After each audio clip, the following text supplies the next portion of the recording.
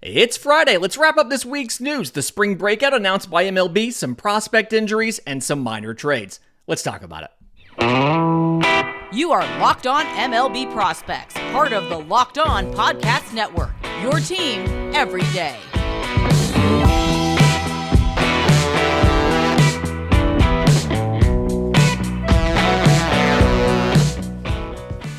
Yes, welcome on in to Locked On MLB Prospects, your home for all things minor league baseball. I'm your host, Lindsay Crosby, award-winning baseball writer and podcaster. Thank you for making this your first listen every single day. We're proudly part of the Locked On Podcast Network, where it's your team every day. And today's episode is brought to you by our friends at FanDuel. Make every moment more. Right now, new customers get $150 in bonus bets with any winning $5 moneyline bet. That's $150 if your team wins. Visit FanDuel.com/lockedon to get started. So, want to wrap up the week, right? We've had a lot of stuff happen this week. We've been a little bit busy with the MLB mock drafts. Those are available from the last 2 days. Went through the entire first round with Greg Zumach of Northside Bound. Really interesting shows. I'm really proud of how those came out, and heard from an MLB scouting director that they enjoyed those and thought those were very well done. So, a little tip of the cap there. Speaking of the cap, I got some feedback that a lot of you guys are curious about these. This is courtesy of the Las Vegas Aviators, AAA of the Oakland A's. Thank you to them for sending this over. This is recognizing their Copa de la Diversion alternate identity of the Reyes de Plata. Translates to Silver Kings. It recognizes the migrant workers that mined silver when Nevada first became a state, right there during the Civil War in the later stages. Again, thank you to the Las Vegas Aviators for sending this. It's a pretty freaking cool hat, if I can say that myself. And definitely check out what they're up to, what they're doing. Major League Baseball did something good to grow the game. Kind of shocked. We got word that they have announced what they're calling the Spring Breakout. It is a prospect showcase that all 30 teams are participating in spring training. Typically, the way it works, if you want to see prospects, what happens is a lot of the prospects end up getting invited to Major League spring training.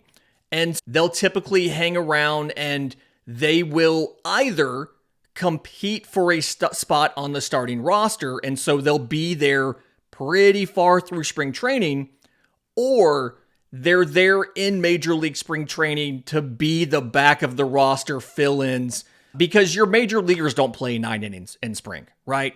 They play 4, they play 3, they play 5, and then they get replaced.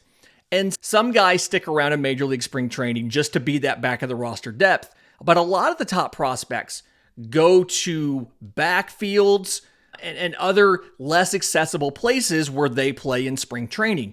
So what Major League Baseball is doing, again, just stunned, is all 30 MLB clubs over a 4-day span in March, the 14th through the 17th of March. It's a Thursday through a Sunday. It'll be 20 to 25 of your top prospects, some of your rookies, and things like that. And you will play a 7-inning exhibition game against another Major League squad's top prospects and rookies, right? They're going to pair them up. Now, there's 15 teams in Florida, 15 teams in Arizona. So in each spring training locale, one team has to play twice. In Florida, the Cardinals will play 2 games. In Arizona, the Reds will play 2 games. 12 of these games, they're paired with a Major League spring training game so that it'll be a doubleheader in essence. This game will happen usually after the Major League spring training game has happened. You can stay in the ballpark. There will be another game. And there has been a little bit of intimation from Major League Baseball that they may even televise some of these. So you may be able to turn on MLB Network and watch some of these games. And they have a full schedule already. So if you are traveling to either Arizona or you are traveling to Florida for spring training and there's a specific team that you are going to see, you can look to see when your prospect squad is matching up and make sure that you're there to see that game specifically, obviously, if that's something that interests you. And if you're listening to this podcast and going to spring training, I assume that is something that interests you.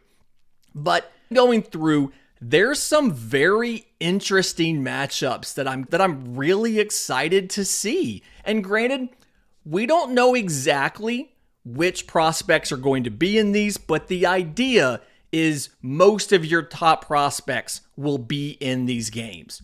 And so one of them, for instance, a really interesting one that's probably going to be, I'm going to be curious to see who gets to be the home team and how well this game ends up going, because these two teams share a spring training facility, but the Mariners and the Padres will play each other. That's March 15th. That is a Friday game. It'll be at 4:10 p.m. Eastern, so 2:10 p.m. local time. But going to be really interesting to see. I like San Diego's pitching. They obviously got a bunch of pitchers in the Juan Soto deal, but you've got some top guys. So they have Drew Thorpe. You've got some top guys, Robbie Snelling, Dylan Lesko, and they're all throwing to Ethan Salas, one of the top catching prospects in all of baseball.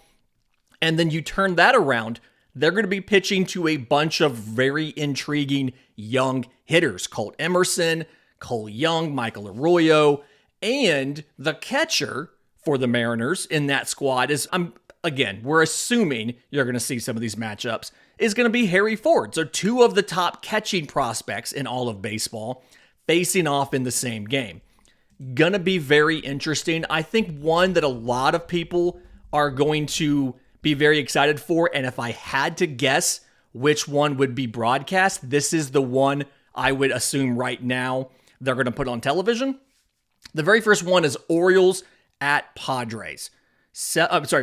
Orioles at Pirates, 7:05 Eastern on Thursday, March 14th. And the Pirates play in Bradenton. The Orioles will come over there.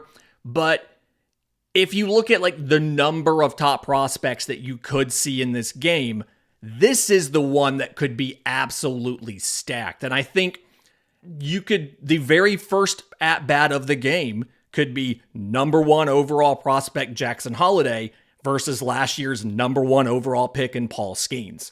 Would absolutely be great to watch. You're going to have some really great prospects, obviously, in that Orioles lineup, both in the infield and the outfield.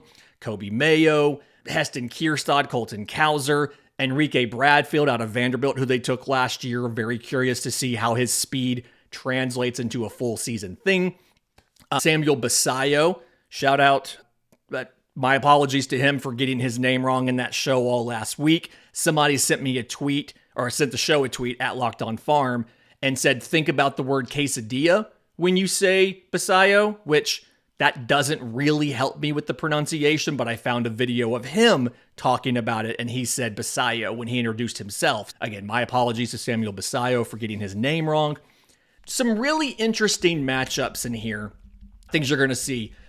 Reds at Rangers, right? You'll get, hopefully, Wyatt Langford, Evan Carter, Sebastian Walcott, and you'll see them hopefully get to face Rhett Lauder. He's one of the few first-round pitchers from last year that was a college guy that did not throw at all in a game. So we have not seen him yet, but I'm really curious to see how Rhett Lauder would do against Evan Carter and Wyatt Langford. So a couple really interesting matchups and just fun things to watch.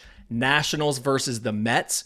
That'll be a really good one. Those are two very good farm systems. The outfield, obviously, for the Nationals is the one we're talking about. Dylan Cruz, James Wood, and then a bunch of other outfielders. Christian Vaquero, their top international signee from 2 seasons ago. Elijah Green, Robert Hassel, a lot of outfield talent there.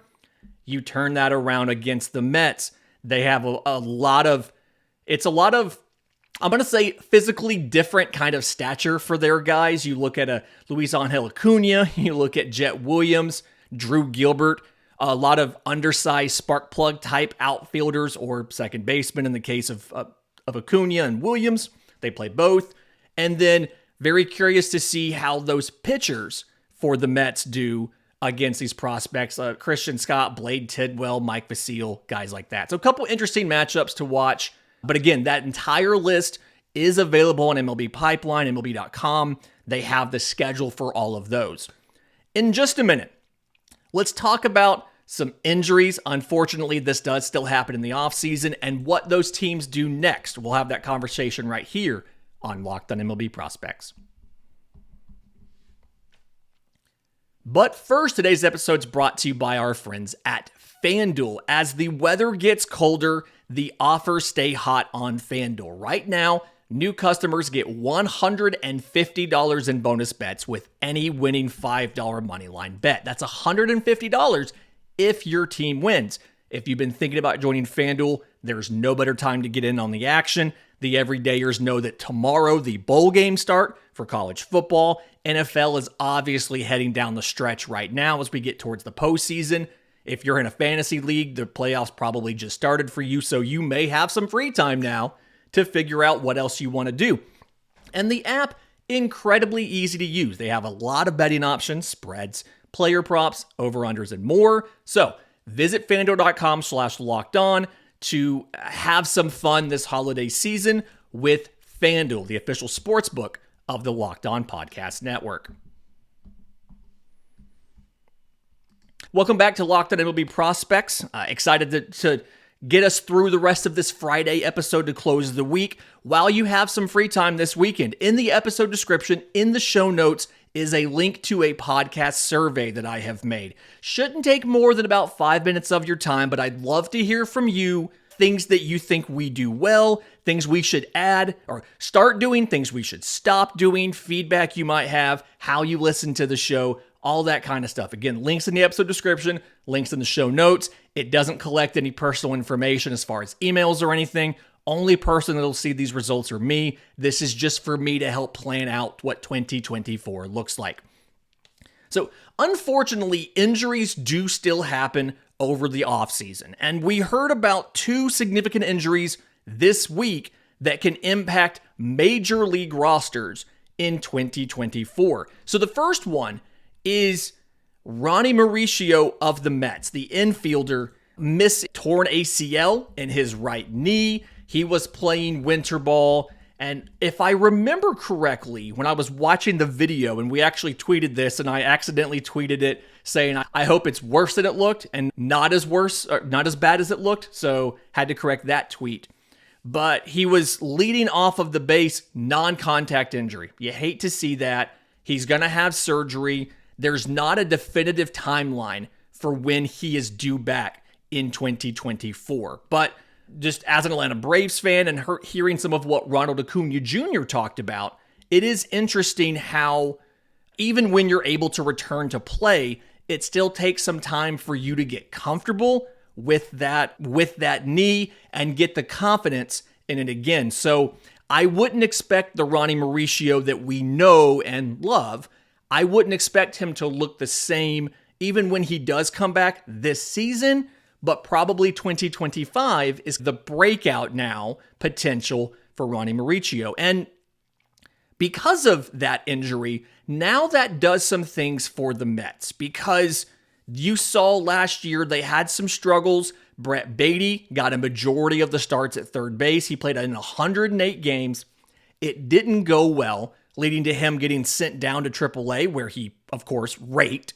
And then he came back up and still struggled somewhat. So he finished his major league look, 212, 275, 323 with 9 home runs and 21 extra base hits for Brett Baty. 29 walks to 109 strikeouts. Stole 2 bags, but something where the transition to major leagues took a little bit longer than you were expecting.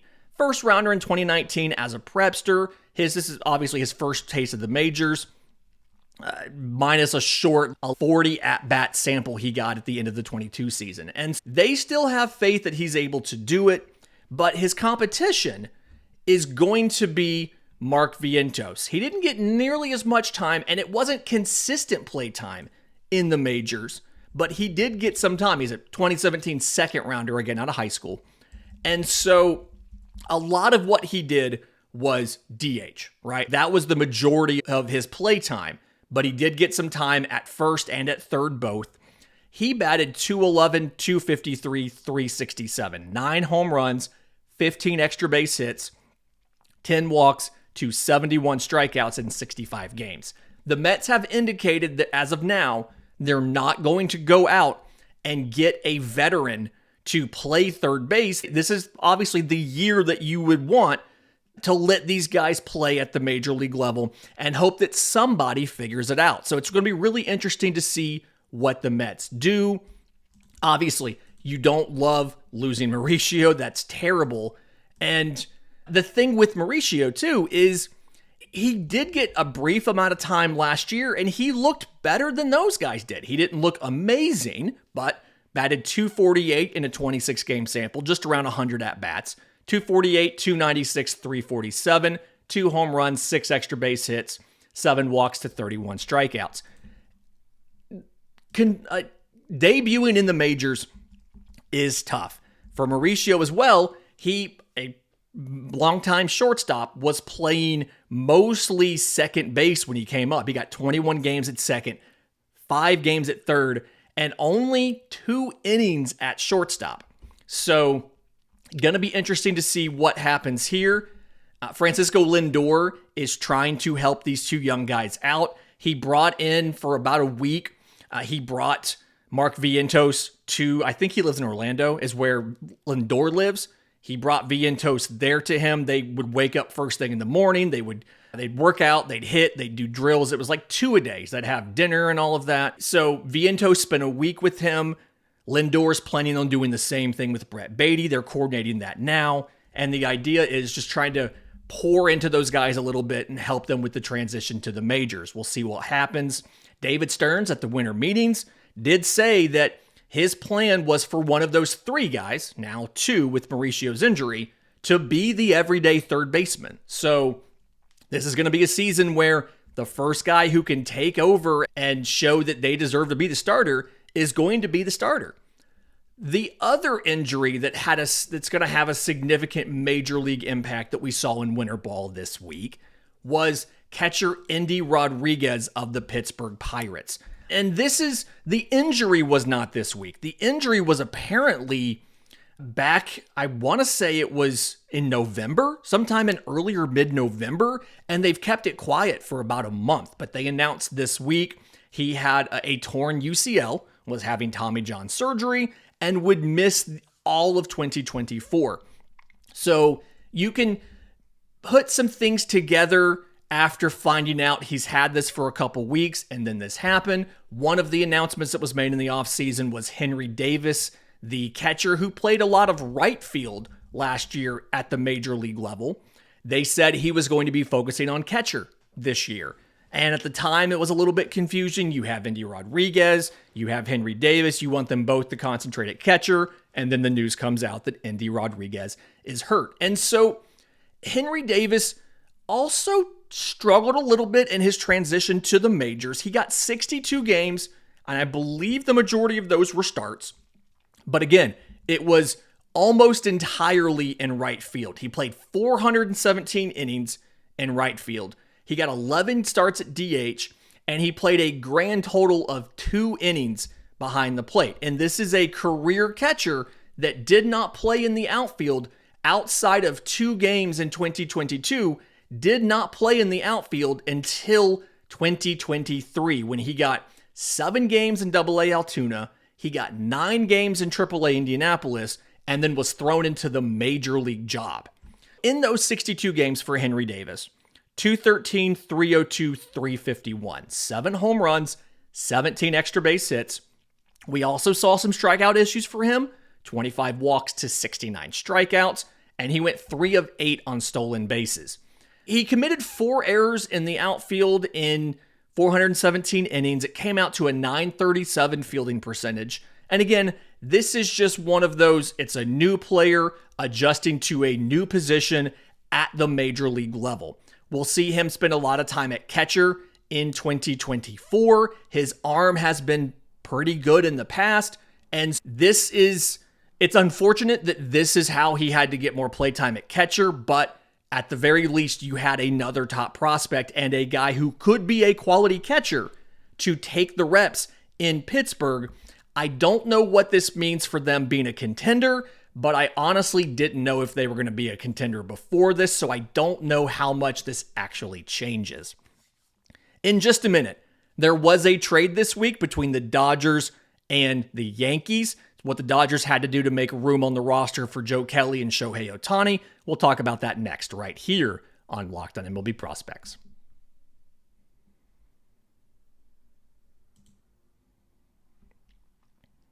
Final segment of the Friday show, and before we get into this final thing, I want to remind you, Locked On has launched the first ever national sports 24/7 streaming channel on YouTube. Locked On Sports Today is here for you 24/7, covering the top sports stories of the day with the local experts of Locked On, plus our national shows, including this one, that cover every single league. So go to Locked On Sports Today on YouTube and subscribe to the first ever national sports 24/7 streaming channel. So we saw a trade to clear some 40-man space by the Los Angeles Dodgers. They sent two 40-man players over to the New York Yankees and got a non-40-man player in return. And that was obviously so they could make room for Joe Kelly and Shohei Ohtani. So they're back to 40 players on the roster. The players going to the Yankees was infielder Yorbit Vivas, and I'm probably saying his first name wrong, and lefty reliever Victor Gonzalez. Vivas was mostly Double-A last year. He got a little bit of time at the end of the year in Triple-A, but something where it's very much a contact-oriented bat, and I don't know how much power is in there. So 135 games, and again, 109 of those for Vivas were in Double-A Tulsa, only 26 in Triple-A Oklahoma City. So 269, 381, 407, 13 home runs, 41 extra base hits, and 69 walks to 71 strikeouts. So there's some home run potential there, but the big thing here is the on base and the contact ability combined with, I probably should also include 25 of 30 on stolen bases. On base ability, stolen bases, and then the hit tool. Again, he did bat 269, although that was brought down by some struggles in AAA. He batted 280 in Tulsa, but he batted only 226 in AAA, and so that brought the whole profile down.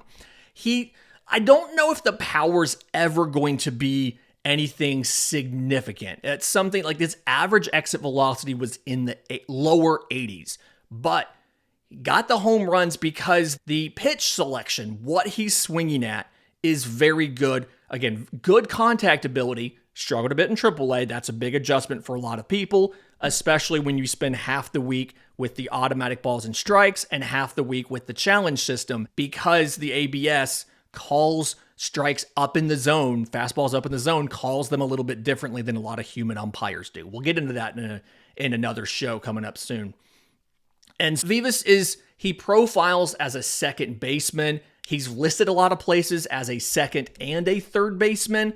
And this is something that the Dodgers do a lot more than anybody else, right? This reminds me, Max Muncy's another guy we've talked about. His arm isn't that great, but they'll still play him at third base, and they'll take the lack of outstanding arm strength and exceptional defense at the hot corner to get his bat in the lineup. It was mostly second base for Vivas, 120 games versus 12 at third base, but he did play it. Now, in those 120 games at second, he had 8 errors, a 983 fielding percentage. For those 12 games at third base, he had 6 errors, so an 860 fielding percentage. I really don't think that the Yankees should use him at third base. I think he should be exclusively at second base, but he's technically listed as a third baseman. They also got lefty reliever Victor Gonzalez. Came up in 2020. He's had multiple surgeries on his elbow. He had Tommy John in 2017. He had some other elbow surgery in 2022. He's a sinker slider guy. Didn't give up a lot of home runs last year. Ground ball kind of artist. Stick him in the pen. Not anything worth necessarily making a big deal about, but they did get him. The big thing that surprised me was the return from the Yankees. And talking to some folks that are around the Yankees organization, some of the conversation was he had more value to somebody else than he had to the Yankees. But shortstop Trey Sweeney, he was the first round pick of the Yankees in 2021. And was hurt late in the year, missed like a month. We don't know what it is. A lot of the minor league injury placements are not public. They don't talk about it. But in the regular season, in those 100 games in AA Somerset, 252, 367, 411, 13 home runs, 35 extra base hits, 65 walks to 90 strikeouts, and 20 of 27 on stolen bases for Trey Sweeney. The thing here for Trey Sweeney is the swing, and the Yankees worked with him on this. The swing has gotten pretty simple and more biomechanically sound. And the thing that you saw when that happened is his exit velocity got better, his contact rate got better.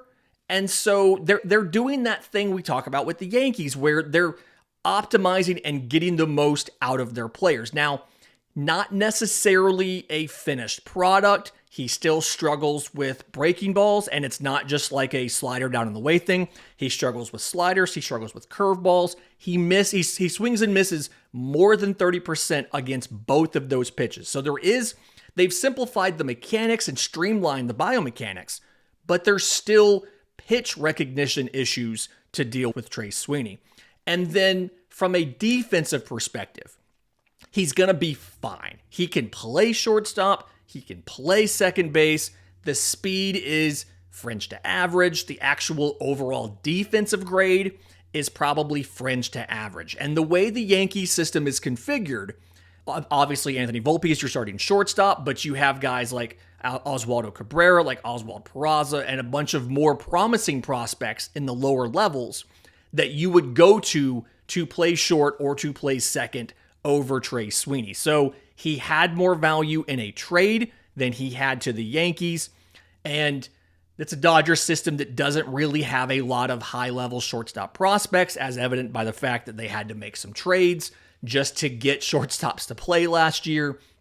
Again, the biggest thing to me was just being surprised. When I saw the guys that were traded, I saw the name, and I was thinking, they just shipped out a first-rounder 2.5 years after they got him. It's not giving up on him. I honestly think this is probably selling at not the peak of his value, but this is probably, I think at this point we know who he is, right? And so you're selling at the correct value here. I don't necessarily think that there's a ton extra to get out of Trey Sweeney. I think we know he is a utility piece at the major league level at probably his ceiling. But it's still a good move by the Dodgers to be able to get a prospect of the caliber of Trey Sweeney, a former first-round overall pick, or a former first-round pick, not first overall, and fill a need in the organization for a high minors middle infield defender, or you can stick Trey Sweeney. So good work there. Next week, going to be a really exciting time. In the meantime, remember, you can obviously watch Locked On Sports Today all weekend. We're going to have a mailbag on Monday. So if you have questions for us, I'm on Twitter at Crosby Baseball. Show's on Twitter at Locked On Farm. Everything else, subtext, Discord, email, all of that, it's in the episode description. It's in the show notes. While you're there, again, also a podcast survey. Take about 5 minutes of your time. I'd love your feedback on what we're doing, what we can get better at, what you want us to start talking about, and what you want us to stop talking about. Until next time, remember, it's always a great time to pay a minor leaguer.